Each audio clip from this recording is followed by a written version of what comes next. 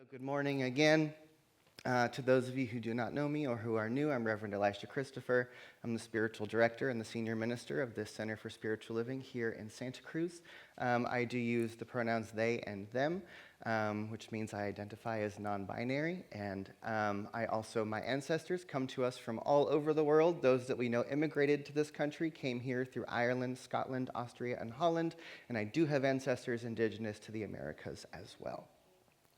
And I want to just start off by pointing out why we introduce our ancestors here in this space each and every week. Everyone who comes on stage tells you where their people came from. And I want to remind us all that a few years ago during COVID, there was the mission bell removal ceremony downtown in Santa Cruz, and that the indigenous folks throughout all of California have made a call to have their mission bells removed from public spaces. Because the missions in California it was a genocide, right? This was the deculturalization of the indigenous people and trying to, the slogan that was often was kill the Indian, save the man, right? That was the consciousness at the time. And so there was a mission bell removal ceremony here in Santa Cruz, and one of the Amamutsan elders who was speaking said, can we all acknowledge that we live on stolen land, that we live on unceded territory, and that the request was anytime we hold ceremony on this land, at the absolute minimum, could we at least honor Native protocol? And what he described Native protocol was whenever you have a ceremony, whenever you come onto someone else's land, you first acknowledge the ancestors of that place, and then you introduce your ancestors. Who are the people who are coming with you onto this land? And so that's something that we've taken on as a custom and as a ritual here in this space, is to honor Native protocol, to honor this idea that we are on stolen land, that each and every week, those of us who come up here, we first acknowledge the land and the Amamutsan people together, and then each of us also, as we introduce ourselves, we bring our ancestors with us. Right? It's a very small act, but it's perhaps the least we can do, and it's something, right? And that has been on my mind this week because as we've been talking all month long through Pride Month, through Juneteenth weekend, last weekend, moving into 4th of July weekend, this coming weekend, right? We've been talking about this time of year, this time around the summer solstice, as being this time that reminds us of the promise of freedom. The promise of the right of our divine spark within us to be expressed in our own individual and unique ways, and for each one of us to have the self-determination and the freedom to make those choices for ourselves. And as we come into the 4th of July weekend, I've been thinking a lot about the promise of freedom. And here in CSL, we talk about freedom as a divine quality, as one of the inalienable truths about who each one of us is, that freedom is something that exists within us that is always seeking to be expressed. And the United States as a symbol in the world has represented that promise of freedom. Think about it. I could probably say every single person in this room has ancestors who came to this country from somewhere else because of a promise of freedom. Now, America has not always held up its promise, but the promise has been there, right? And, if we go back to the founding documents, the 250th anniversary of this country is coming up this weekend, and in the founding documents of this nation, we have this line, right, that says we hold these truths to be self-evident, that all men are created equal, and then goes on to say that we have these inalienable rights of life, liberty, and the pursuit of happiness. That's a fantastic promise. And we also have to remember that that promise was originally intended for white landowning men. Most of the people who wrote that were slave owners. So there's a high ideal, there's a promise that's being granted to us that does not always come from the on-the-ground actuality, but it's the promise that draws us forward. Right? It's the promise of freedom that we discussed last week in that journey of let your light shine on, bringing that actual light of freedom, right? We talked about Juneteenth, that day of revelation, that freedom for enslaved people had come across the country. We talked about Pride Month as the emergence of our rights and the opportunity to love and to express the self as that promise of freedom rising up, right? All of the movements of civil rights in this country have been in search of that promise. And America has broken her promise over and over and over again. And even though that promise may have come from some sort of enlightened awareness from some convoluted individuals who put it all together for us 250 years ago, the promise is something that lands in all of our souls. Even if that promise was written by white landowning slave owners who thought they were making it for themselves and people like them, people around the world have heard this promise and said, that promise is for me. That promise is for me. Right? And so I want us to think this week, especially as we go into these 4th of July celebrations, about what is the promise of freedom and what does it mean to you? And what is your part? What is my part in bringing about that greater freedom into the world? And, as we referenced this morning in the introduction, Centers for Spiritual Living has this vision that we call our global vision. And it is the dream of the world that Centers for Spiritual Living says that we are about, that we are to bring forward. It's the dream of the world that we want to live in. And I want to read you the Centers for Spiritual Living Global Vision. And remember, this is not a declaration of what is right now. This is a declaration of the world that we are seeking to build. I'm going to turn that one off. So if you will, take this in. You might want to close your eyes and listen, or just hear these words as I read these to you. Our global vision for the Centers for Spiritual Living. We envision all people, all beings, and all of life as expressions of the divine. We call forth a world where each and every person lives in alignment with their highest spiritual principle, emphasizing unity with God and connection with one another. A world in which individually and collectively we are called to a higher state of consciousness and action. We envision humanity awakening to its spiritual magnificence and discovering the creative power of thought. A world where each and every person discovers their own personal power and ability to create, and an individual life that works within a world that works for everyone. We envision a world in which we live and grow as one global family that respects and honors the interconnectedness of all life. A world where this kinship with all life prospers and connects through the guidance of spiritual wisdom and experience. We envision a world where personal responsibility joins with social conscience in every area of the political, corporate, academic, and social sectors, providing sustainable structures for the further emergence of our global consciousness. We envision a world where each and every person has enough food, a home, and a sense of belonging. A world of peace and harmony and justice.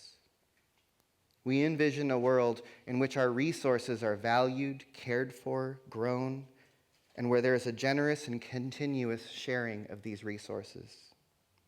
We envision a worldwide culture in which forgiveness, whether for errors, injustices, or debts, is the norm.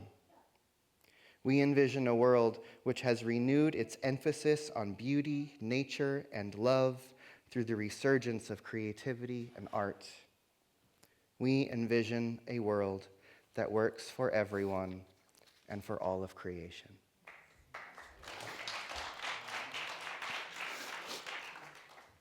And so that's the dream. That's the world that we are seeking to create, the world we are seeking to become part of. And little seeds of that live in each and every one of us, right? Perhaps there's one line in there that you heard that struck you in a way differently than the others. Notice that perhaps in there is something maybe that's yours to do. If we have a vision of where we are going, a vision of the world that we can create, it then gives us a measure when individuals, when opportunities, when things come our way, we have a compass. And we can say, does this choice help bring about that world that I'm seeking to live in? Does this thought help to bring about this world that I'm seeking to live in? Does voting for this candidate bring about the world I'm seeking to live in? Does spending my money and giving it to that corporation, does it help bring about that world I want to live in? Do you see how our thoughts, our choices, our intention, our attention, all of the ways that we use our consciousness are creating the world? And the world that we live in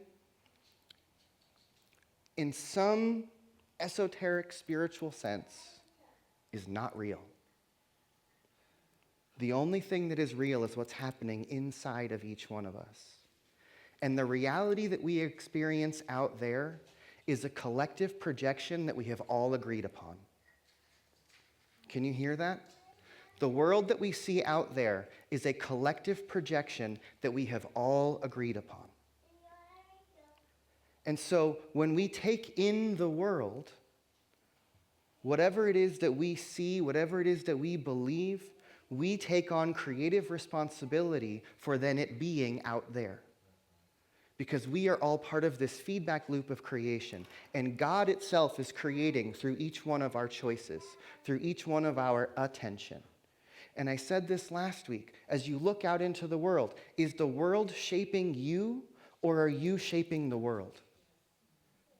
Is all that's happening out there creating something inside of you? Is all of the hatred and the division and all of the war and all of the genocide and all of the pain, is it taking residence inside of you and then being projected back out into the world? Or is your consciousness a cause for more love? Is your consciousness a cause for more connection? Is your consciousness a cause for that greater emergence of what's possible to then be shaped in the world around us? Each one of us make choices each and every day that ripple out in ways that are completely invisible to us. We don't know the power of the little thoughts, the little choices, the little kindnesses that we share with each other. But I want us to all remember and to let it land within us that we are creating the world out there. Each and every one of us are creating the world that is happening. And if we want to see a different world, then we have to change something within ourselves so that we then become the agents of creation. We become the activity of evolution. We become the body of justice itself.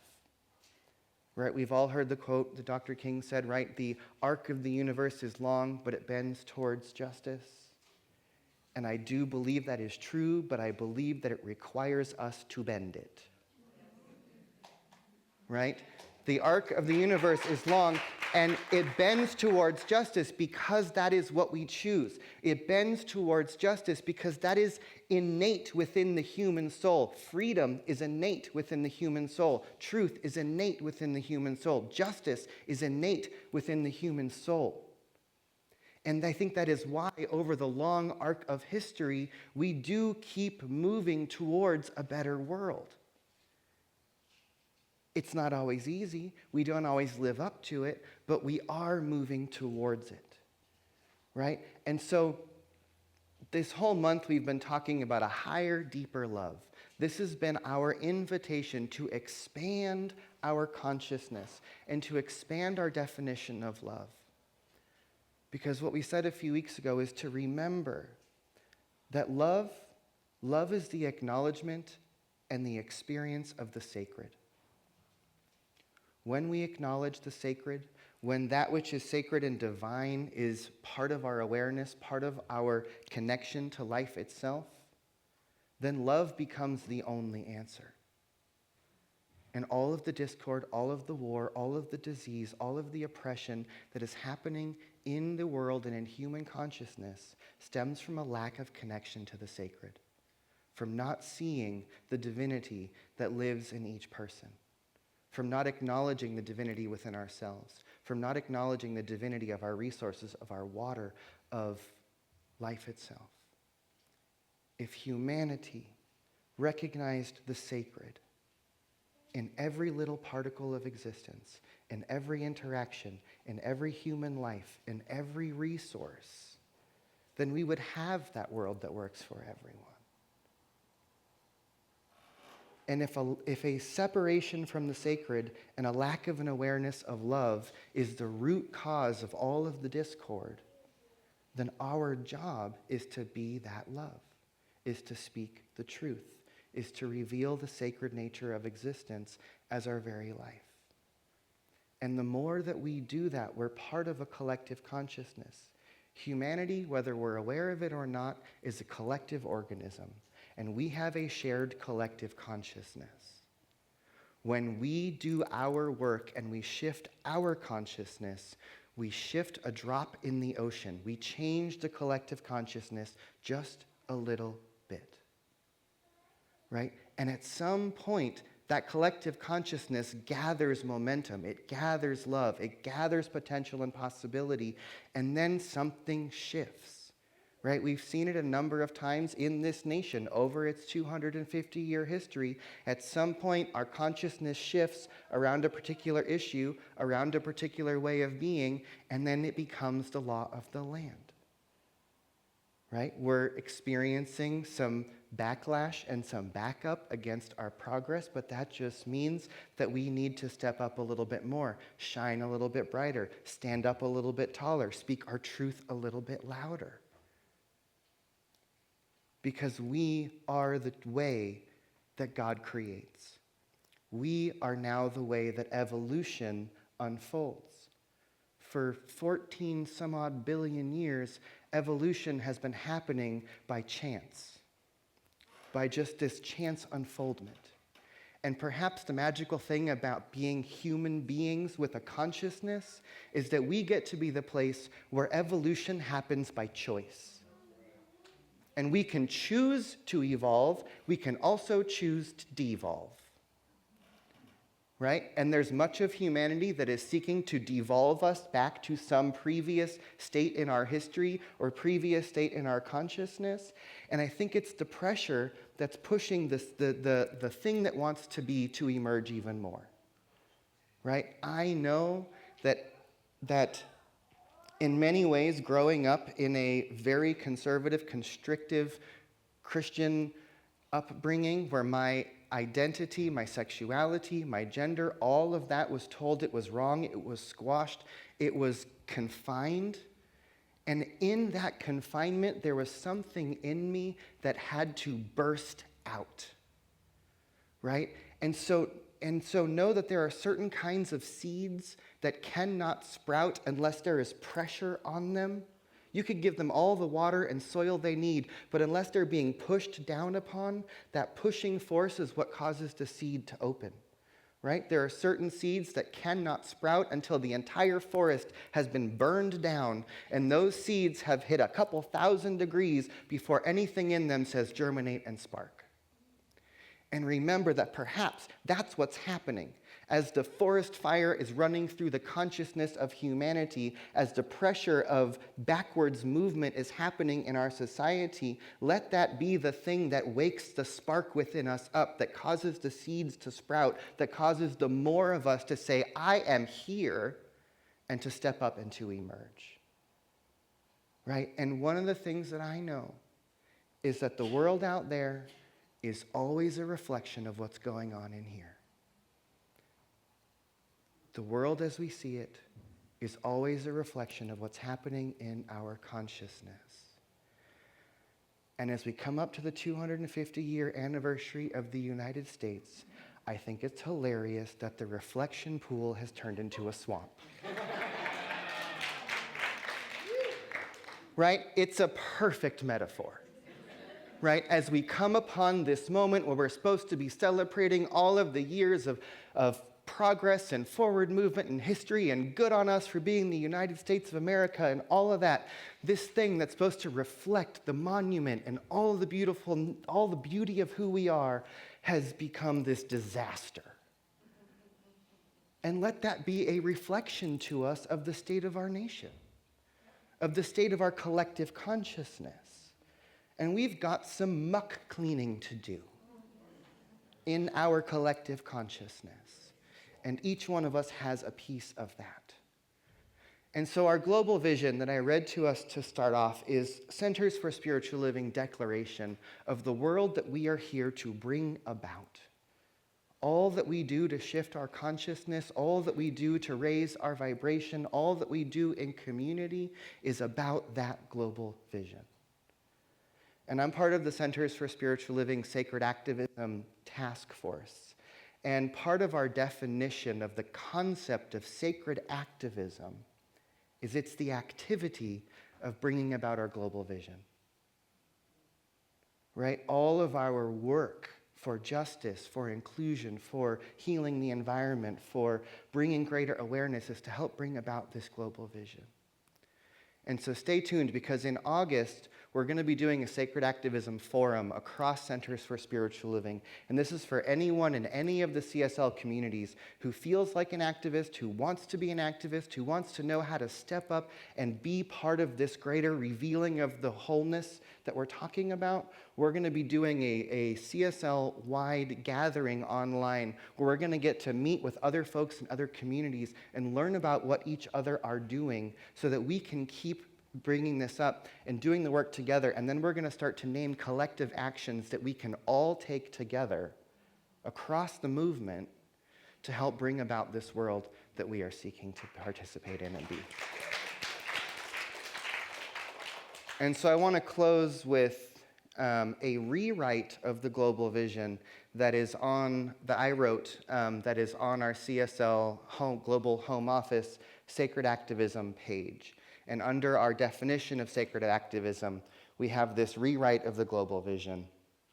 And I call it my commitment to the CSL global vision. And take in these words as if they are your own. Take in this commitment, this stance. I choose to see all people, all beings, and all of life as expressions of God. I continuously choose to live in alignment with my highest spiritual principle. I emphasize unity with God and connection with everyone I meet. I am continuously seeking to rise to a higher state of consciousness and action. I look for the inherent spiritual magnificence in all people. I use the creative power of my thoughts, my personal power, and my ability to create in ways that my individual life supports the emergence of a world that works for everyone. I live and grow as a global citizen that respects and honors the interconnectedness of all of life. My kinship with life prospers and connects through the guidance of spiritual wisdom and experience. My personal responsibility and social conscience are joined in every area of my political, corporate, academic, and social choices, supporting sustainable structures that further the emerging global consciousness. To the extent that I am able, I make sure that everyone in my immediate sphere has enough food, a home, and a sense of belonging, and I make choices that support this right and possibility for all people.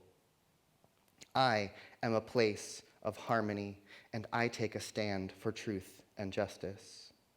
I value and care for the earth's resources, grow what I can, and generously and continuously share what I have. For me, forgiveness, whether for errors, injustices, or debts, is the norm. I place emphasis on beauty, nature, and love through my upwelling gifts of creativity and art. And I am dedicated to building a world that works for everyone and for all of creation. So with that, take a deep breath in and let it go. Michael, if you would join me, let's breathe a little deeper.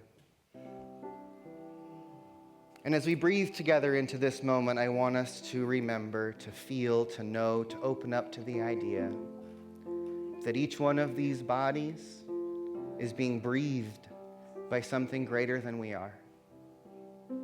What I know is that there is only one life, one infinite being, one power, and one consciousness that is living and breathing and moving throughout the entirety of existence. That the whole of the universe, perhaps even the multiverse, is one thing, one life, sourced by one consciousness, and I call it God. But some of us may call it spirit or energy or simply the one or the way. But what I claim right here and right now is that the wholeness of the universe, the allness of the divine mind, lives in each and every one of us. That every life is being lived by the universe. That every consciousness is an extension of the mind of God. That each one of our bodies are being lived and breathed and animated by a force greater than we can possibly comprehend. And within that thing that is living us, there is a divine impulse to express. There is a divine impulse to be a unique, individualized one. There is a divine impulse for freedom, for love, for truth, for expression, for connection. And so what I know is that the deep impulse of the universe is to express, is to expand, is to grow, is to love. And that anything that seems to be different than that comes from a lack of an awareness of the truth. And so what I know is that the world needs the truth.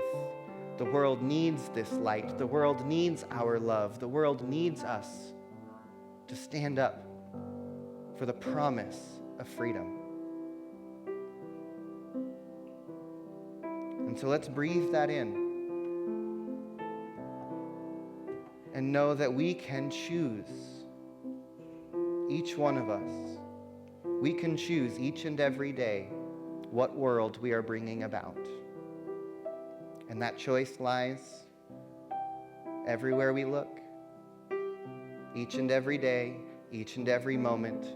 As we go about our lives, we are always choosing the world that is emerging in front of us.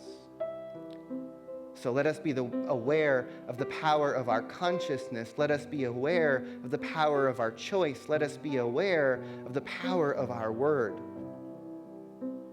And speak and think and breathe into a world that works for everyone, to choose, to vote, to purchase, to step, to stand in that world. And so I'm just grateful. I'm grateful for this beloved community. I'm grateful for this space that allows us to gather. I'm grateful that we still have the freedom to gather in this way. And I claim that this is our right to speak our truth, to celebrate and to love and to worship and to come together in our own way. And so as we step into this 4th of July weekend, this week, as we wrap up Pride Month,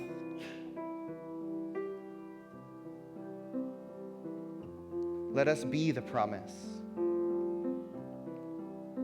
Let us stand for freedom. Let us be the truth. Let us stand for justice. And let us remember the truth of who we are and surrender to it. To let that something more breathe us. To show up in those moments of connection.